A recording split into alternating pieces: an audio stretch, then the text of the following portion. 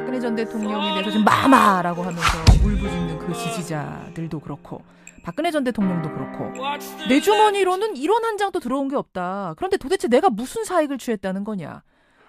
내가 공범이라면 뭔가 들어왔어야 되는 거 아니겠느냐. 이런 주장을 하고 있습니다. 그러면서 혐의를 전혀 인정하고 있지 않은데요. 이거는 진짜 법에 대한 인식이 부족해서 그런 건가요? 아니면 지금 박근혜 전 대통령 알면서도 모르는 척하는 걸까요? 이거는 아까 말했듯이 양심이 마비된 거죠. 그리고 박근혜 대통령 전 대통령은 감옥에 가 있을지언정 예. 그 자신의 역할에 대해서 좀 프라이드를 가져줬으면 이 역사에 그야말로 악으로서의 자신의 규정이라 할지라도 어허. 이 자신의 그러한 행위와 그러한 것으로 인해서 국민들이 이렇게 각성이 됐고 이렇게 단합에서 촛불 집회가 일어났고 예. 그리고 감옥에 감으로써 우리 역사가 전 인류에게 한국민들의 프라이드를 줬다고요. 참 역설적인 상황이네요. 역설도 이만저만한 역설. 이만저만이 아니네요. 이만저만한 역설이 아니고 결국은 뭐냐면은 내가 최근에 브리티시 콜럼비아, 그러니까 밴쿠버에 있는 브리티시 콜럼비아 대학에서 특별히 초청을 해줘서 제가 거기 가서 대강연을 했는데 거기서도 교수들이 일어나서 그냥 일제히 박수를 치는 거예요. 한국 민족은 위대하다. 한국 민족은 위대하다. 그 촛불 민심 보고 하는 얘기입니까? 예. 그러니까 박근혜 전 대통령이 구치소로 가던 날 그 결정이 나고 나서 강연을 했거든요. 그러니까 사람들이 한국 민중은 어떻게 그 짧은 역사 속에서 그 헌정 질서 내에서 어떻게 저렇게 질서 정연하게 이 미국의 독립혁명이나 불란서 혁명이 이룬 것보다도 더 멋있는 혁명을 해낼 수 있느냐. 이 한국 민중이 만들어가는 역사는 지금 전 인류사적으로 하나의 희망을 주는 사건이다. 참으로 역설적으로 느껴지는 것이 박근혜 전 대통령 탄핵되고 구속되고 현직 대통령으로서는 3번째 구속, 탄핵은 처음 아주 불명예스러운 오명을 썼음에도 불구하고 넓게 보면 또 국민들에게 희망을 준 사건이 됐다 이 말씀이세요. 그러니까 구속이라는 게 전 대통령들도 다 됐다고 하지만 그거는 그냥 감옥에 간 거고 요번이야말로 이거는 제대로 최초로 간 겁니다. 아 그렇게 보십니까? 왜 그렇게 보세요? 노태우, 전두환 뭐 이분들 다 그 투쟁을 통해서 완전한 패배, 완전한 패배 속에서 정당하게 감옥을 간 거예요. 그러니까는 이것은 우리 역사에서 여태까지 이전에 있었던 뭐 대통령이 뭐 이거하고 다릅니다. 다르다. 그 성격이 다릅니다. 피의자 박근혜가 되어서 구속 결정 나는 그 순간 그 차 타고 나오는 모습이 보였지 않습니까? 자동차에 항상 큰 자동차에 혼자 타던 것이 이제는 옆에 뭐 감시원이라고 해야 되나요? 집행요원하고 같이 타서 머리도 제대로 올리지 못하고 화장 다 지운 초췌한 모습의 사진이 굉장히 화제가 됐었는데 그거 보면서 도울 선생님은 어떤 생각 드셨어요? 바로 바울을 생각했죠. 바울이 뭐라고 그러냐면은 너희들이 너 자신을 십자가에 못 박지 않으면 너희들의 삶이라는 건 살아있는 게 아니라 죽음이 지배하는 삶이다. 삶이라고 하는 것은 우리가 살아있다고 그러기 때문에 살아있는 게 아니라 죽음이 지배하는 삶은 그건 삶이 아니라는 거예요. 사도 바울이 로마서에서 말하는 것은 살아도 산 게 아니다. 그 죽음이 지배하는 삶이니까요. 죽음이 신인 삶. 그러나 생명이 지배하는 삶, 같은 삶에도 같은 라이프이지만 생명이 지배하는 삶이 바로 너희들의 부활한 새로 태어난 삶이다 이런 얘기를 하거든요.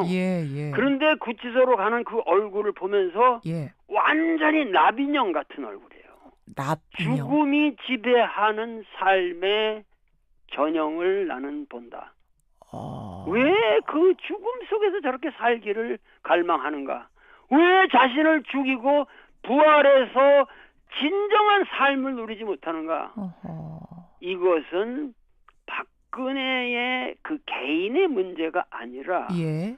우리 역사 전체의 문제고 우리 국민 모두가 박근혜와 같은 그러한 죽음이 지배하는 삶을 살아서는 아니 되겠다고 하는 것.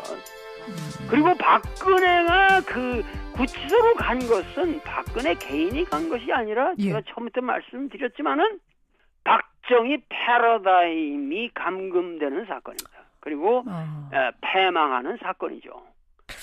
지금 밀랍인형 같다라고 하셨어요. 밀랍인형의 모습을 보는 듯했다. 죽음이 지배하는. 그러니까 이미 그 얼굴에서 어떤 어두운 죽음, 생명이란 게 없는 걸 보셨다는 거네요. 네네네네. 그러면 그러기 전에 자기 욕심 죽이고 자신을 죽였으면 되는데 끝까지 죽이지 못하고 그렇죠. 욕심 죽이지 못하고 있다가 결국은 국민에 의해서 은유적인 표현이지만 죽임을 당한 상황이 됐다라고 보시는 거예요. 생명을 빼앗긴. 그러니까는 처음에 국민들이 하야하라고 그랬잖아. 하야. 예. 들판으로 내려오라. 그 청와대에서 들판으로 자유롭게 내려와라. 그때는 국민들은 도덕적인 요구만 한 거예요. 예. 그러면은 자신의 잘못을 자각하고 제 잘못을 가리기 전에 예. 국민들을 대변해야 되는 그 리더의 입장에서 국민들이 이렇게 분노한다는 그것만으로 시비를 가리기 전에 해야 할 충분한 이유가 되는 거예요. 네, 충분한 기회가 있었음에도 불구하고. 그러한 상황에서는 자기를 반성하고 저는 그만 대통령직에서 내려오겠습니다 하고 죄송합니다 하고 도덕적인 그야말로 순결한 반성과 겸양의 미덕을 보였으면 국민들도 그만큼 또 용서를 합니다. 그러면 이 사태가 스무스하게 같은 프로세스라도 스무스하게 갔는데 결국은 아주 레디컬한 혁명이 된 거죠. 그렇게 보시는 거군요. 네네. 알겠습니다. 그리고 이 혁명이라고 하는 것은 기존의 인류 역사에서 불란서 혁명이나 미국 혁명과도 다른 것이 기존의 혁명이라고 하는 것은 전부 억눌리고 예를 들면 영국의 식민지로 있던 미국이 독립하겠다고 하는 것이고 불란서 혁명이라는 것도 제3신분의 사람들 그야말로 억압받던 사람들이 바스티유 감옥을 무너뜨리고 터져나오는 그러니까 지금 이번 우리 혁명이라고 하는 것은 우리가 못 살기 때문에 못 살겠다고 나오는 게 아니라 모든 사람들이 우리들을 통치하는 우리들의 리더는 도덕적으로 이러한 모습이 되어서는 아니 되겠다고 하는 도덕적인 양심을 요구한 겁니다. 그렇기 때문에 우리 민족의 혁명은 이건 도덕혁명이고 앞으로 어떠한 우리 민족의 지도자도 추태를 보여서는 아니 되겠다고 하는 것을 완전히 못을 박은 거죠, 지금. 그렇군요. 이번 상황을 보면서 이제 앞으로 나올 지도자들은 내가 이렇게 하면 이렇게 되는구나라는 걸 확실하게 보여준 거예요, 국민들이. 그렇죠. 알겠습니다. 도올 김용옥 선생님 지금 함께하고 있습니다. 자연스럽게 이제 다음 지도자에 대한 얘기로 넘어가게 되는데요. 네네. 대선이 한 달 남았습니다. 네네. 이번 대선의 의미, 어떤 대통령 뽑아야 되나요? 쉽게 말해서. 우선 이제 그 얘기를 하기 전에 제가 이제 밴쿠버에서 돌아오면서 이제 사태를 이렇게 관망할 적에 문재인이라는 분이 어떤 의미에서 그 포텐셜이 잠재력이 높다고 얘기를 하고 있지만 제 생각에는 항상 위대한 승자는 상대방을 패자로 만들지는 않습니다. 그 말씀이 무슨 내가 승자가 되려면 상대방이 패자가 돼야 되잖아요. 아니죠. 안희정이나 이재명 같은 사람들의 주장이나 그들의 생각이나 이런 것을 여유롭게 포용하면서 좀 경선을 치루었으면은 보다 확장성 있는 결과가 초래되었을 것이다. 이런 아쉬움. 그리고 우리는 일시적인 승리를 노릴 것이 아니라 항상 영원한 승리를 노려야 된다. 영원한 승리라고 하는 것은 결국은 장업보다는 수성이 더 어렵다고 하는 지혜를 항상 배워야 됩니다. 그렇군요. 그래서 이번 선거에서는 뭔가 그 정치인들이 더 열린 마음을 가지고 역전의 승리에 급급하지 말고 아하. 이번 기회를 이렇게 만들어준 국민들의 그런 도덕적 열망을 예. 내가 구현하지 못한다면 그야말로 정말 할복자살에서 해야 될 그런 입장에 있는 사람들이란 말이죠. 예. 그러니까는 그러한 자세로 순결성과 진실성을 보이면은 예. 우리나라는 굉장히 비약적인 전기를 맞이할 것이고 이번 선거를 통해서 그리고 저는 어떠한 경우에도 지금 여러 가지 그 양상이 나타나고 있습니다만은 뭐 안철수 함수라든가 여러 가지 복잡한 관계가 형성되고 있지만 그렇죠. 우리 역사는 후퇴할 수 없다고 하는 확신이 있습니다. 어떤 후보가 되든 후퇴하는 후보는 뽑지 않을 것이다. 네네. 그 말씀이신 거죠. 네네. 알겠습니다. 지금 이렇게 도덕성 이야기하셨고 문재인 후보는 좀 더 품을 수 있는 패자도 품을 수 있는 이런 아량이 필요하다는 조언을 하셨는데 그럼 안철수 후보 이제 그 다음으로 얘기가 나오는 게 안철수 후보 아니겠습니까? 예. 어떻게 보세요, 안철수 후보는? 안철수 후보는 그 지난번 선거에 비해서 사람이 뭐가 말하는 거나 뭐 인상을 쓰는 거나 여러 가지 면에 있어서 좀 진화를 했어요. 진화. 진화라는 표현. 안철수가 어떤 식으로 공부를 했는지 누구한테 그 훈련을 받았는지 모르겠는데 본인이 스스로 연구했다고 어제 박지원 대표가 진화를 좀 했고 근데 그건 그 포인트를 인정합니다. 저는 안철수 후보는 안철수 후보대로 자기의 진정한 역량을 가지고 끝까지 밀지 않고 적당한 연합 세력을 만든다면은 필패합니다. 오히려 뭐 연대 같은 거 단일화 같은 거 추진하면 필패할 거라고요? 필패합니다. 아니 그거 안 하면 필패 아닙니까? 지금 그 차이가 많이 났는데 지지율이. 아니죠. 지금 자신의 어떠한 그 역량을 가지고 지금 왜냐하면 안희정 문제라든가 이런 것들에서 반사적으로 얻는 이득도 있고 이 안철수라는 사람은 뭔가 이런 기회에 그런 적당한 타협이 아닌 어떠한 그 맞승부를 끝까지 멋있게 두는 새로운 국면을 과시하지 않으면은 저는 그 뭐 이렇게 비슷하게는 갈지 모르지만 필패하죠. 그렇게 보시는. 그게 양쪽 후보한테 다 조언을 해주셨어요. 그러니까 지금 문재인 이렇게 해라, 안철수 이렇게 해라. 지금 뭐 다른 후보도 여러 명 있습니다만 일단은 시간 관계상 위에 두 후보 정도 조언을 하는 것으로 하고. 그렇다면 우리 국민들에게 이런 사람 뽑아라 조언을 짧게 한마디 하신다면?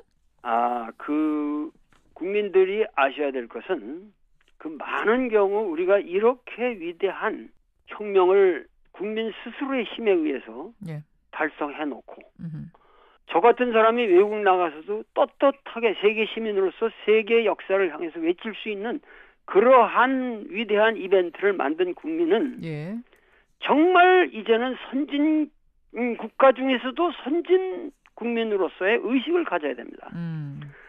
가장 중요한 것은 우리가 새로운 지도자상이 되려면 반드시 제일 먼저 남북 화해를 달성해야 됩니다. 그러니까 어떠한 경우에도 뭐 북한의 북핵을 빙자하고 뭐하고 그래서 대결 국면을 만들게 되면은 한국은 전화에 휩싸일 뿐입니다.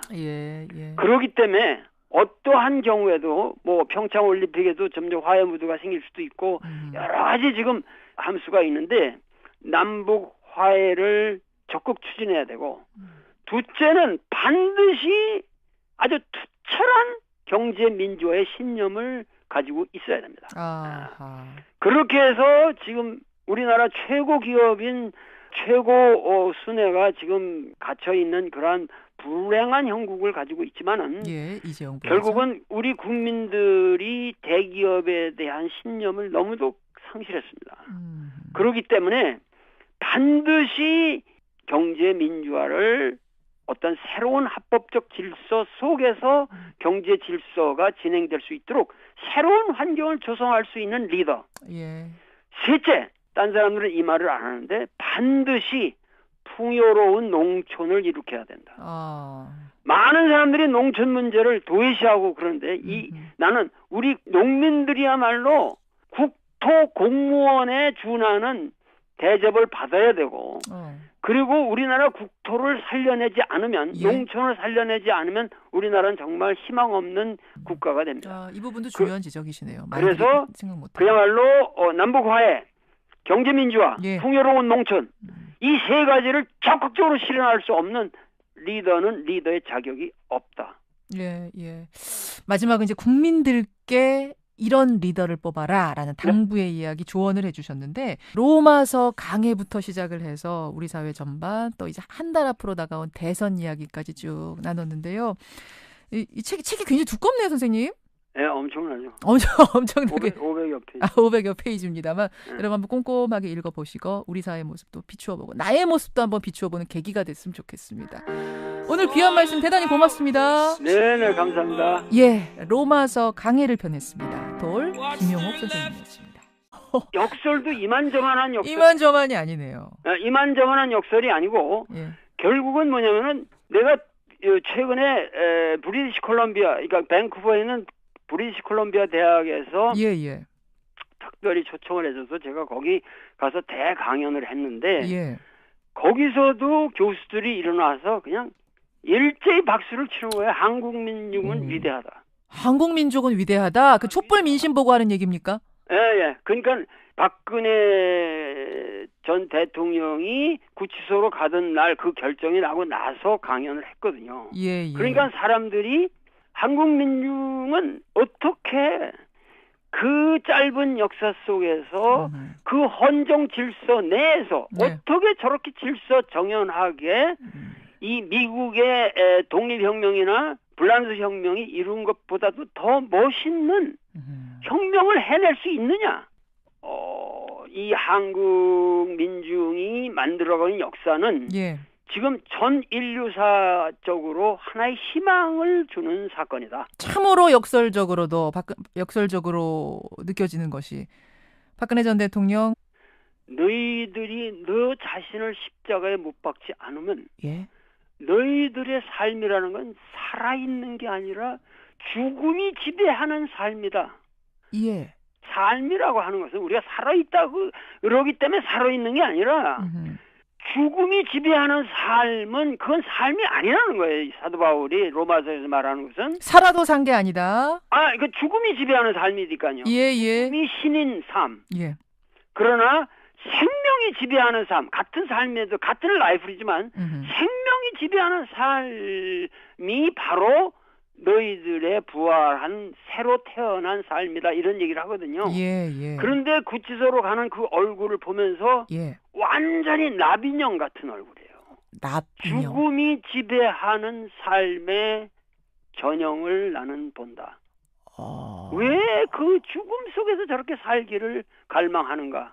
왜 자신을 죽이고 부활해서 진정한 삶을 누리지 못하는가? 이것은 박근혜의 그 개인의 문제가 아니라 우리 역사 전체의 문제고 우리 박근혜 전 대통령에 대해서 지금 마마라고 하면서 울부짖는 그 지지자들도 그렇고 박근혜 전 대통령도 그렇고 내 주머니로는 1원 한 장도 들어온 게 없다. 그런데 도대체 내가 무슨 사익을 취했다는 거냐. 내가 공범이라면 뭔가 들어왔어야 되는 거 아니겠느냐. 이런 주장을 하고 있습니다. 그러면서 혐의를 전혀 인정하고 있지 않은데요. 이거는 진짜 법에 대한 인식이 부족해서 그런 건가요? 아니면 지금 박근혜 전 대통령 알면서도 모르는 척하는 걸까요? 그러니까는 아까 말했듯이 양심이 마비된 거죠. 그리고 박근혜 대통령 전 대통령은 감옥에 가 있을지언정 그 자신의 역할에 대해서 좀 프라이드를 가져줬으면 이 역사에 그야말로 악으로서의 자신의 규정이라 할지라도 이 자신의 그러한 행위와 그러한 것으로 인해서 국민들이 이렇게 각성이 됐고 이렇게 단합에서 촛불 집회가 일어났고 그리고 감옥에 감으로써 우리 역사가 전 인류에게 한국민들의 프라이드를 줬다고요. 참 역설적인 상황이네요. 탄핵되고 구속되고 현직 대통령으로서는 3번째 구속, 탄핵은 처음 아주 불명예스러운 오명을 썼음에도 불구하고 넓게 보면 또 국민들에게 희망을 준 사건이 됐다 이 말씀이세요. 그러니까 구속이라는 게 전 대통령들도 다 됐다고 하지만 그거는 그냥 감옥에 간 거고 네. 요번이야말로 이거는 제대로 최초로 간 겁니다. 아, 그렇게 보십니까? 왜 그렇게 보세요? 노태우, 전두환 뭐 이분들 다 그 투쟁을 통해서 완전한 패배, 완전한 패배 속에서 정당하게 감옥을 간 거예요. 그러니까는 이것은 우리 역사에서 예. 여태까지 이전에 있었던 뭐 대통령이 뭐 이거하고 다릅니다. 다르다. 그 성격이 다릅니다. 피의자 박근혜가 되어서 구속 결정나는 그 순간 차 타고 나오는 모습이 보였지 않습니까? 자동차에 항상 큰 자동차에 혼자 타던 것이 이제는 옆에 뭐 감시원이라고 해야 되나요? 집행요원하고 같이 타서 머리도 제대로 올리지 못하고 화장 다 지운 초췌한 모습의 사진이 굉장히 화제가 됐었는데 그거 보면서 도올 선생님은 어떤 생각 드셨어요? 바로 바울을 생각했죠. 바울이 뭐라고 그러냐면은 국민 모두가 박근혜와 같은 그러한 죽음이 지배하는 삶을 살아서는 아니 되겠다고 하는 것. 그리고 박근혜가 그 구치소로 간 것은 박근혜 개인이 간 것이 아니라 제가 처음부터 말씀드렸지만은 박정희 패러다임이 감금되는 사건입니다. 그리고 패망하는 사건이죠. 지금 밀랍인형 같다라고 하셨어요. 밀랍인형의 모습을 보는 듯했다. 죽음이 지배하는. 그러니까 이미 그 얼굴에서 어떤 어두운 죽음, 생명이란 게 없는 걸 보셨다는 거네요. 네네네네. 그러면 그러기 전에 자기 욕심 죽이고 자신을 죽였으면 되는데 끝까지 죽이지 못하고 욕심 죽이지 못하고 있다가 결국은 국민에 의해서 은유적인 표현이지만 죽임을 당한 상황이 됐다라고 보시는 거예요. 생명을 빼앗긴. 그러니까는 처음에 국민들이 하야하라고 그랬잖아. 하야. 들판으로 내려오라. 그 청와대에서 들판으로 자유롭게 내려와라. 그때는 국민들은 도덕적인 요구만 한 거예요. 그러면은 자신의 잘못을 자각하고